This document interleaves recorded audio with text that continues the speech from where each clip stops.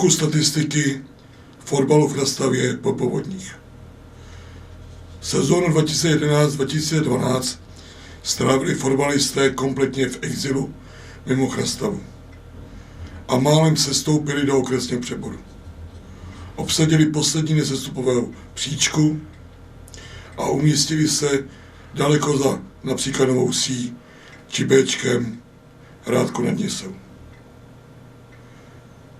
Po návratu na nové domácí hřiště začala neuvěřitelná klapzubácká jízda, která trvá dodnes. V sezóně 2012-2013 vyhráli fotbalisti suverénně první B třídu s náskokem 11 bodů.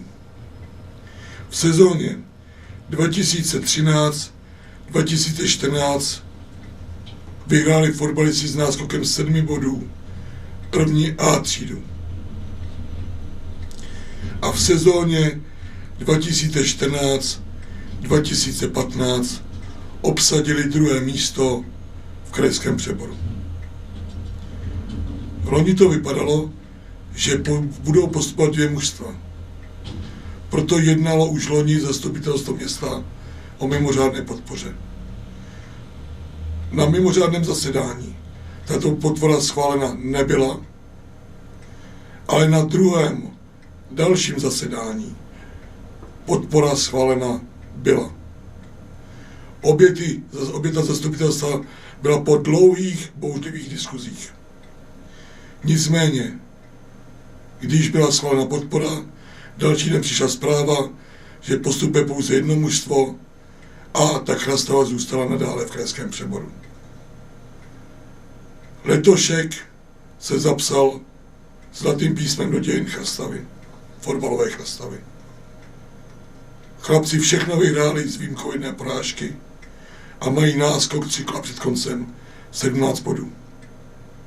A tak přišel den D, kdy rozhodovalo znovu zastupitelstvo o tom, zda udělí fotbalistům podporu při postupu do divize.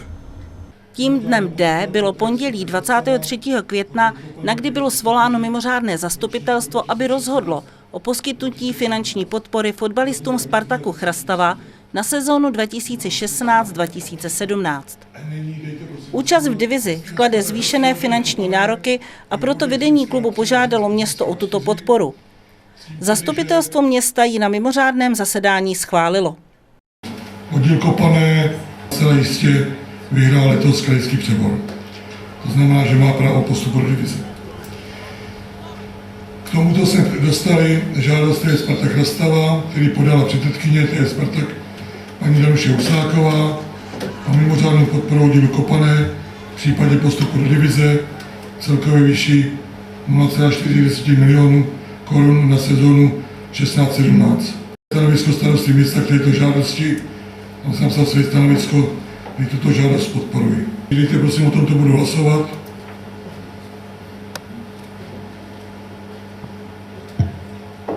Návrh byl přijat. Návrh byl přijat 16 zastupiteli ze 17 přítomných, takže blahopřeji fotbalu. Za to mimořádná podpora je stanovena nad dosavadní běžnou podporu a že o případné další podpoře pro účast divizi na další ročník 17-18 rozhodne zastupitelstvo města na základě další žádosti Spartak Chrastava podané příštím roce. Poprosil bych, aby sem přišel kapitán týmu. Zde mám pro všechny z vás, fotbalisty, ale nejen fotbalisty, ale i vedení fotbalu a další pracovníky, pozvání hejtmana Libereckého kraje Martina Půty, přijetí u něj, a to na středu 8. června ve 14 hodin v zasedací místnosti hejtmana krajského úřadu Patu.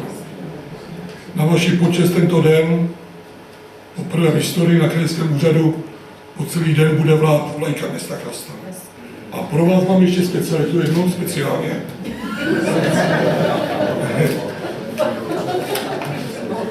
Vás ještě pan hejtman prosí, jestli byste nereprezentoval Liberecký kraj nějakým takovým tom sranda utkání proti Amfoře v neděli 29. května o 10 hodin.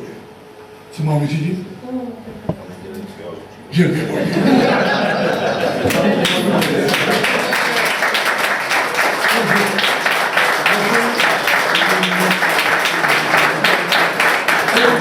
Takže fotbalistům Blahopřeji postup do divize a těším se na utkání divizi, do které se postupuje za poprvé v historii, takže blahopřeji.